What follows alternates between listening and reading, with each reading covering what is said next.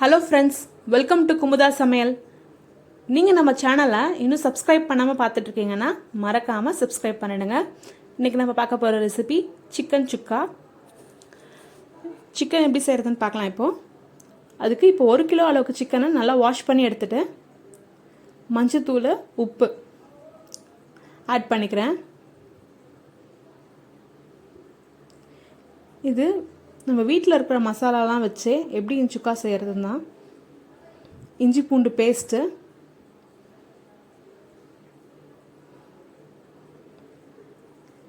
சேர்த்துட்டு நல்லா கலந்து விட்டுருவோம். அடுத்து குழம்பு மிளகாய்த்தூள் ஆட் பண்ணுறேன். குழம்பு மிளகாய்த்தூள் ரெசிபி ஆல்ரெடி நம்ம சேனலில் அப்லோட் பண்ணிருக்கோம். மேலே ஐ பட்டன்லேயும் லிங்க் கொடுக்குறேன். அப்படி இல்லைன்னா சில்லி பவுடர், தனியாத்தூள், மிளகுத்தூள், சீரகத்தூள், மஞ்சத்தூள் எல்லாத்தையும் மிக்ஸ் பண்ணி சேர்த்துக்கோங்க. எல்லாத்தையும் 1 ஸ்பூன் சேர்த்துக்கோங்க. இந்த காரத்துக்கு ஏற்ற மாதிரி மிளகாத்தூள் சேர்த்துட்டு நல்லா மிக்ஸ் பண்ணி விட்டுருங்க. இதில் சிக்கன் மசாலா எந்த மசாலாவும் ஆட் பண்ணல. நான்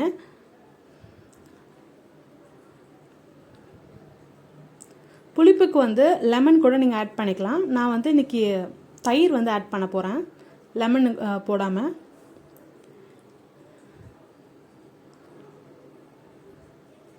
இது எல்லாமே கரெக்டாக 1 கிலோ அளவுக்கு இருக்கிற சிக்கனுக்கு இந்த மாதிரி மேரினேட் பண்ணி வச்சுட்டு ஒரு மணி நேரம் கழித்து அதுக்கப்புறமா நம்ம நார்மலாக கடாயில் போட்டு தாளிச்சனாலே சூப்பராக ரெடி ஆகிடும். இது சாம்பார் சாதத்துக்கு, ரசம், அப்புறம் பிளெயின் ரைஸ், பிளெயின் பிரியாணி எல்லாத்துக்குமே சைட் டிஷ்ஷாக ரொம்ப நல்லாயிருக்கும் இந்த ரெசிபி. இப்போது மேரினேட் பண்ணி வச்சாச்சு. கரெக்டாக 1 ஹவர் கழித்து இப்போ ஒரு இரும்பு கடாயை வச்சு கடுகு போட்டு நல்லா தாளிச்சிட்டு நம்ம எடுத்து வச்சுருக்கிற சிக்கனை சேர்த்துக்கலாம்.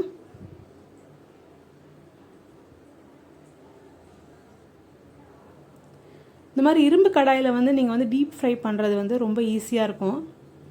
நீங்கள் நான்ஸ்டிக் யூஸ் பண்ணுறத விட இரும்பு கடாயில் டீப் ஃப்ரை பண்ணிங்கன்னா உங்களுக்கு ஈஸியாகவே ஃப்ரை பண்ணுறதுக்கெலாம் ஈஸியாக இருக்கும்.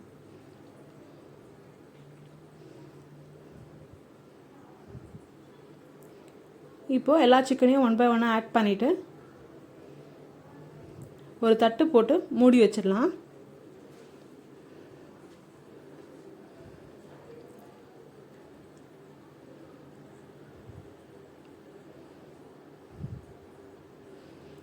நம்ம குயிக்காக செய்யணுன்னா இந்த மாதிரி சிக்கனை செஞ்சுறதுனால சீக்கிரமாக சிக்கன் வெந்துடும்.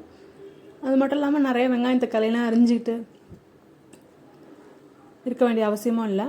என்னுடைய சேனலில் சிக்கன் ஃப்ரை, சிக்கன் தொக்கு, சிக்கன் குழம்பு இதெல்லாமே ஆல்ரெடி சிக்கன் பிரியாணி, சிக்கன் தம் பிரியாணி எல்லாமே ஆல்ரெடி அப்லோட் பண்ணியிருக்கேன். நீங்கள் இன்னும் பார்க்கலன்னா மறக்காமல் செக் பண்ணி பாருங்கள்.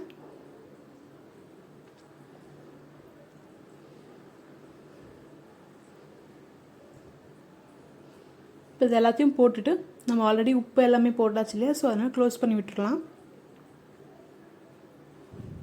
இப்போனா தண்ணி எதுவுமே சேர்க்க தேவையில்ல, ஏன்னா ஆல்ரெடி சிக்கன்லேயே தண்ணி நிறையா இருக்கும். ஸோ அந்த தண்ணியிலே வேக வைக்க போகிறோம். நம்ம எக்ஸ்ட்ராவாக கொஞ்சம் கூட தண்ணி சேர்க்க போகிறதில்ல. தண்ணி சேர்க்காமல் நல்லா வெந்துருமான்னு நினைக்காதீங்க. சிக்கனில் இருக்க தண்ணியே போதும்.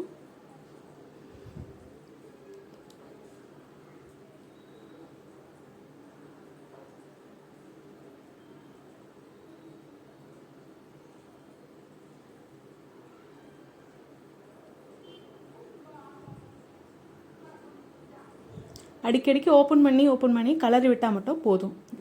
திரும்பி க்ளோஸ் பண்ணி வச்சுட்டு ஒரு 10 மினிட்ஸ்க்கு ஒரு தடவை ஓப்பன் பண்ணி கிளறி விட்டால் போதும். அதாவது அடி பிடிக்காமல் கிளறி விட்டோம்னா போதும்.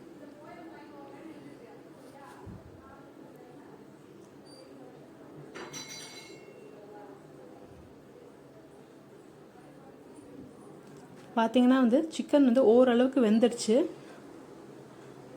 கலர் சேஞ்ச் ஆகிருக்கிறது பார்த்தாலே தெரியுது.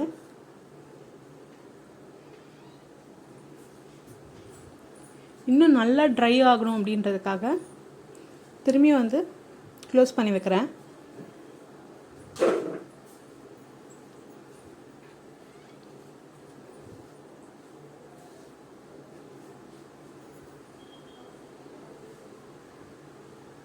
பார்த்தீங்கன்னா சூப்பராக வெந்து ரெடி ஆயிடுச்சு.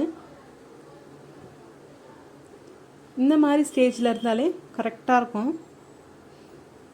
ஆறுனா பர்ஃபெக்டாக சுக்கா ரெடி ஆயிடுச்சு. லாஸ்ட்டாக வந்து மிளகும் சோம்பு வந்து நல்லா இடித்து எடுத்துக்கிறேன். அம்மியில் வந்து இடித்து வச்சுட்டு அதில் சேர்த்து இறக்கும் போது வந்து அந்த ஃப்ளேவர் வந்து நல்லாயிருக்கும். உங்களுக்கு சோம்போட ஃப்ளேவர் பிடிக்காதுன்னா வெறும் மிளகு மட்டும் தட்டிட்டு கூட சேர்த்துக்கலாம். கரெக்டாக ஒரு 5 மினிட்ஸ்க்கு அப்புறம் ஓப்பன் பண்ணி பார்த்தீங்கன்னா வந்து ரெடி ஆயிடுச்சு. இன்னும் கூட ட்ரை ஆகிடுச்சு. இப்போது மிளகும் சோம்பும் தட்டி வச்சுருக்கிறத சேர்த்துட்டு லாஸ்ட்டாக ஃப்ரெஷ்ஷான கருவேப்பிலையை சேர்க்குறேன். லாஸ்ட்டாக இந்த மாதிரி கருவேப்பிலை சேர்க்கும் போது அதோடய ஃப்ளேவர் வந்து கருவேப்பிலையோட ஃப்ளேவரும் அந்த சிக்கனும் வந்து ரொம்ப டேஸ்ட்டாக இருக்கும். ஸோ அந்த மாதிரி லாஸ்ட்டாக சேர்த்து பாருங்கள். இன்றைக்கி வந்து நான் வந்து ப்ளெயின் ரைஸ், ப்ளெயின் பிரியாணி சொல்லுவேன் இல்லையா, அதோட வந்து இந்த சிக்கன் சுக்காவை வச்சு சர்வ் பண்ணுறேன். நீங்களும் இந்த ரெசிபியை மறக்காமல் உங்கள் வீட்டில் ட்ரை பண்ணி பாருங்கள். தேங்க்யூ.